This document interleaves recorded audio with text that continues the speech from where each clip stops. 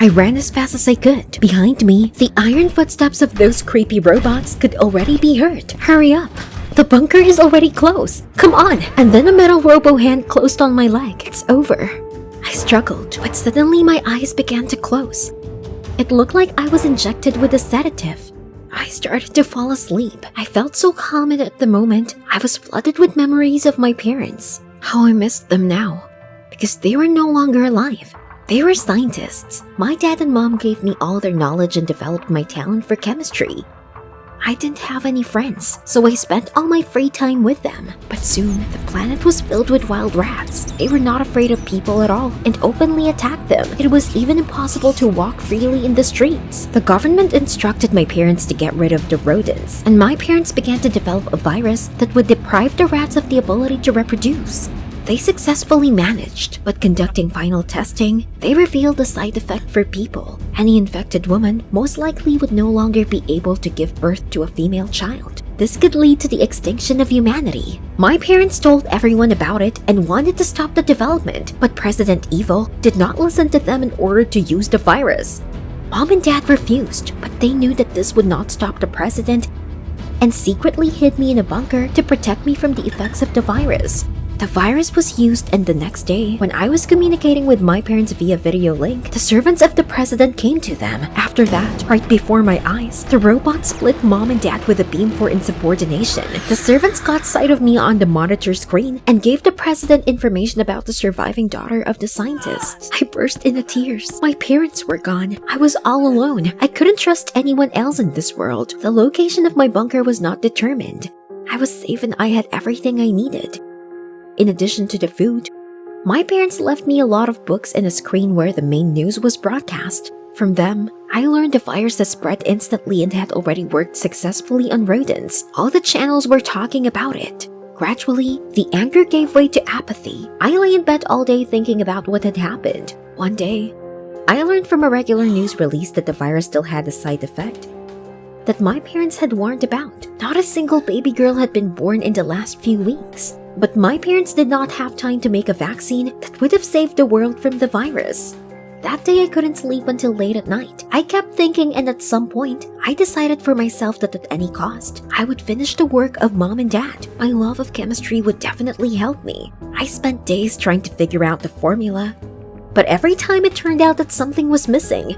I was desperate. Food supplies in the bunker began to run out. I knew I couldn't go out, but I couldn't go any further without water. Then I covered my face with a mask and carefully climbed out of the bunker into the street. Suddenly, on all the street screens, I saw a video with the president's disgusting face. He was talking about me. What? He said that he was looking for the daughter of the dead scientists who created the virus, the only girl who was not infected who could give birth to a girl and save humanity.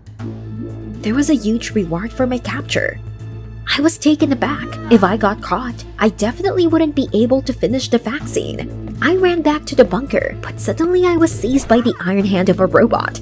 Apparently the mask had slipped off my face, so I fell into the hands of the president. I was distracted from my memories by the voice of President Evil, not from the screen this time. I woke up in a large office. I was surrounded by a ring of robot guards, and Hotly Evil was not far away. The robot guards helped me, and I listened with disgust to the president's speech about saving humanity and the need for me to become an incubator for birth. This was the only way to save the world from extinction. What? Was he going to force me to give birth to girls? Well, no. The president told me to think about it and quickly left. I stayed in the office, surrounded by the robots. I'll think about it, Mr. President, but only how to escape from here. I looked around. I got an idea. I told the robot I was thirsty, and when he turned away, I grabbed a chair and threw it at it. I immediately ran to the exit, and suddenly there was a dead end. There was only one door on the right, and I rushed in. That turned out to be a chemical laboratory. I saw a young guy in a lab coat, with a badge with some kind of emblem on his chest. Please save me, I whispered. The guy looked into my eyes in a strange way and showed me to get under his desk. I barely made it. Immediately, the robots barged in. They scanned the room with their beams but missed the table as the guy blocked it with himself. Nothing was found and the robots came out. As soon as the door closed, the guy threw me a cloak with a respirator, and when I put them on, he told me to follow him. Why was he helping me? The guy silently led me to the back door. And suddenly the scientist stammered, "You have Dad's eyes, don't you?" I was taken aback by the surprise. "Did you know my parents?" The boy nodded, embarrassed. His name was Frank. He said he was an intern in my parents' lab. And then he blurted out that my parents' case was alive as long as I was alive. I was wary. He took me outside and then handed me a piece of paper with an address on it, saying that I could contact him if I needed any help. No way, I could handle it all by myself. I pulled my hood up and ran to my bunker. I continued to work, but the experiment seemed to have reached a dead end. The formula was perfect, but in practice, the substances did not combine at all. And then it hit me. I needed a laser cannon, but it was only in the scientific center. How do I get there? I spent the whole day trying to work out a plan to get into the center, but it just didn't seem possible. And just as I was getting desperate, I suddenly remembered Frank. He had to have access to it. I thought about it. After what happened to my parents, I couldn't trust anyone else, but still Frank worked with them. And he helped me escape. So I went to the address on the piece of paper. I knocked gently on the door, but no one answered. What if this was a trap? There were robots everywhere, and if they saw me, I was dead. Then the door opened. Frank saw me, and then he invited me to come in. From the doorway, I blurted out that I needed a laser cannon for something important. "It's about my parents," I added, looking down. Then Frank nodded decisively and said that if I wanted to get a cannon, we would have to go right now. We got to some slums in the rain. Frank went to the door of the rickety house, but instead of ringing the doorbell, he tapped a tune. When the door opened, I saw a guy in a threadbare robe. He had a badge with an emblem on his chest, just like Frank had when I first saw him. And then it hit me. I heard from my parents about an underground society of scientists who opposed the president. It was their emblem. The guy led us into the living room of the house, converted into a laboratory, in the middle of which stood a homemade laser cannon. Then I noticed the other guys in the room. Wow, how many of them? I wanted to talk to them, but Frank said we might have been tracked. We had to leave.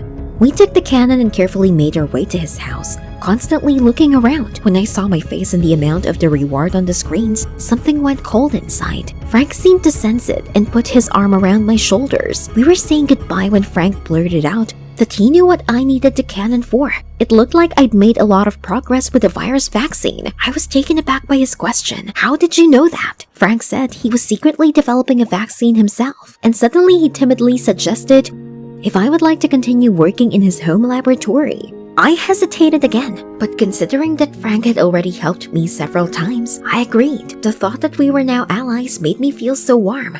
As soon as we got to Frank's house, we went straight to work.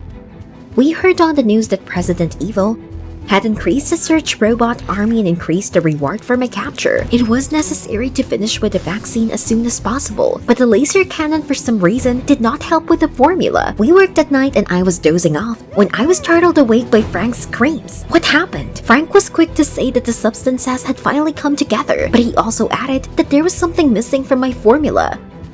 Don't hesitate, speak. But then Frank hesitated a little and blurted out that to finalize the vaccine, we need to combine our DNA. The DNA of a man and a woman. I was embarrassed, but Frank took my hand and told me that we would definitely succeed. This is the last leap. We can't stop now. I looked into his eyes and agreed. Yes, Frank. Let's do this and save the world in the name of the memory of my parents.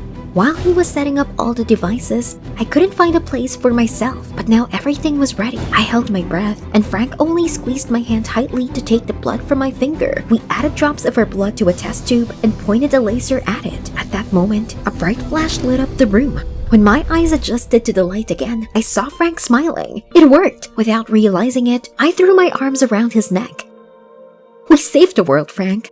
But suddenly the door opened, and the president appeared with a bunch of robots. They had already snapped the handcuffs on my wrists, and then the president turned to Frank and congratulated him on a good job. What? The president added that Frank did the right thing. What was he talking about? I felt like something had split inside. So Frank was working for the president all this time? I trusted you. How could you? But suddenly Frank said that it was time to end it and rushed to the laser cannon, and in a second, everything was plunged into darkness. I blacked out. I woke up in Frank's arms and he carried me outside. Let me go, you traitor! I shouted. but he just gave me a big hug. I didn't understand anything. Frank quietly said that at first, he tried to make a vaccine himself, but then he had to get involved in a dangerous double game, working for evil and collaborating with colleagues. But the vaccine didn't work, and when he met me and we continued to work together on the vaccine, he realized that there was still a chance to get it. After these events, President Evil claimed the salvation of the world for himself, but Frank and I were still given the title of heroes. The underground scientists, with our help, were no longer persecuted, and they were able to finally get out of their slums. Some of them even began to help get vaccinated in the help centers. Women began to give birth to girls again. Humanity will live, and Frank and I got married. By the way, now our DNA is combined not only in the vaccine, soon we will have a daughter. And I realized that trust is the most valuable asset, because thanks to it, I not only saved the world, but also found a loving family. Did you like the video? Subscribe and like it. Support the channel. Thank you.